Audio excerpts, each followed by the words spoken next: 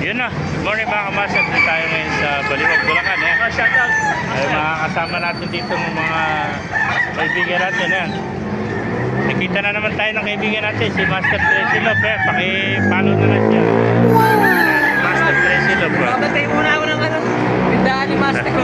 Ayan na. Ako sa iyo pa-vlog. Meron siya natipunan sa atin sa isang tipler. Ito yung kak. Ibigay natin sa kanya. Ayan, kak. Napakagandang kak niyan. Magandang maganak yan. Tipler is Ayan, right. ito yung mga dala natin kalapati. Barako ba yun? Oo. Barako, no? Barako yun. Ayan, mga ganda pangalan ng kalapati. Oh. Dala natin ito sa Baliwag. Oh. Babawas tayo. Malakas sa patuka. Dala natin kuhan.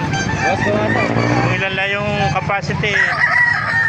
Punta naman, marami naman tayong kalapati doon. Tira lang ako ng 30. 30 pares pa yung pangoto Yun ay breeder. sa bahay, marami pa. Oh. Eh, yung mga anak doon. Pag nakabenta ka dito, pambili mo lang din ang patoka. Oo, pabili ng patuka. Yung wiping ko doon, 15 pares. Pwede mag-ilan yan. Dapat nagwa-wifi ka rin ng mga red bar eh, para Oo. kada may wifi ka, kukuha ko. Ay, mga agila. Tawag na. Saka orange. Yan ang kukulay ko ngayon, mga orange. Total, naka-20 na ako ko. Ang dami.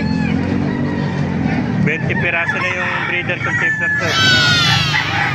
Ay, mga Pero dala ito, natin dito mga mahirapan tipler. na kung mapatuto yan. Hindi, matuturuan mo yan.